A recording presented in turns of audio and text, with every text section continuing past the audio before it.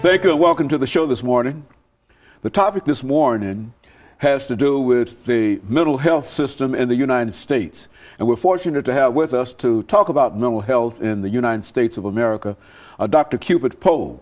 Dr. Poe is certainly no stranger to my audience here this morning, and he will give us some additional information in reference to his background, education, and some other things, and then we'll talk about the mental health system in the United States, focusing up on Tucson.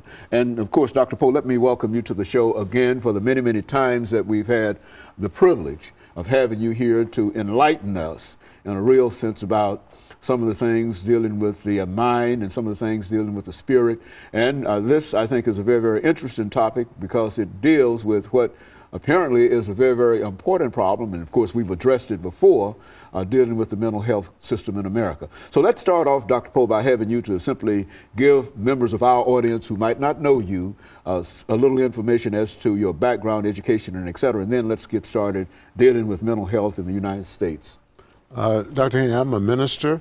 Minister of the gospel. I'm also a psychiatrist, a clinical psychiatrist.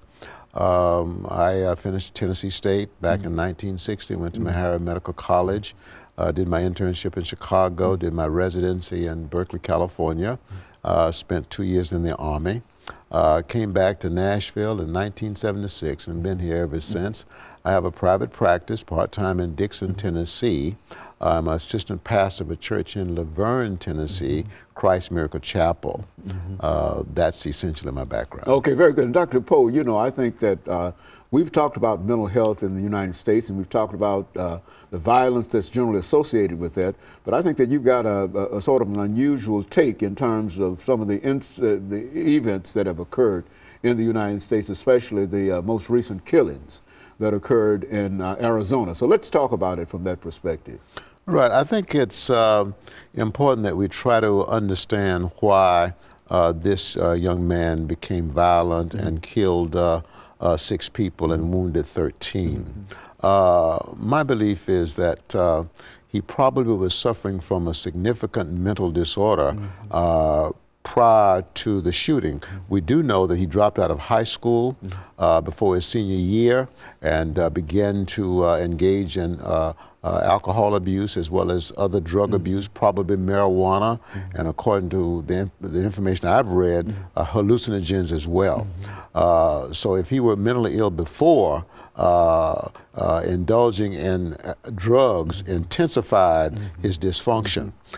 We also know that he had a lot of difficulty relating to other people. He isolated himself.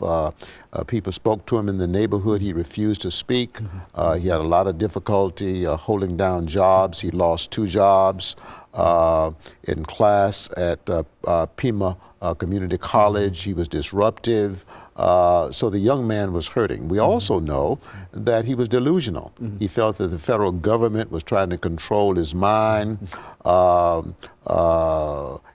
understand also from the internet that he had a lot of hostility towards religion and that he's described as an atheist. So the man was very much impaired or is very much impaired. And I think that led to the violence. Now, most people who have a mental illness don't commit these kind of crimes. Okay, let me just make that point very clear.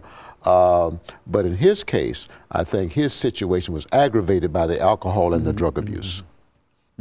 Well, now, what do we do in terms of mental health in America, Dr. Poe, to keep this from happening? And what would you say would be the genesis or the origin of the kind of mental situations that we're finding today?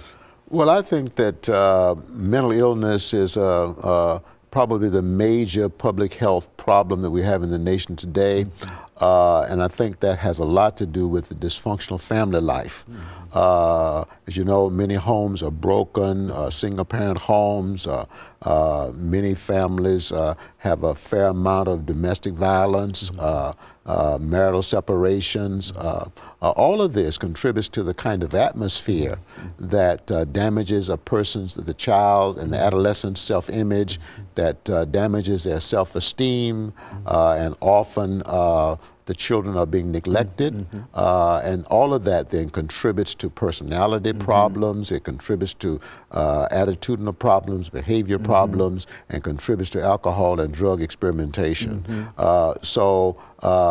You recall Dr. David Satcher, when he was Surgeon General, he did a study of the mental health of the nation and came up with the fact that mental illness is a major issue and it needs to be addressed. So Dr. Poe, let's stop for this first commercial break, as you know, and then we'll pick up and pick up at that point. And we'll be back with our audience following this very, very short commercial break.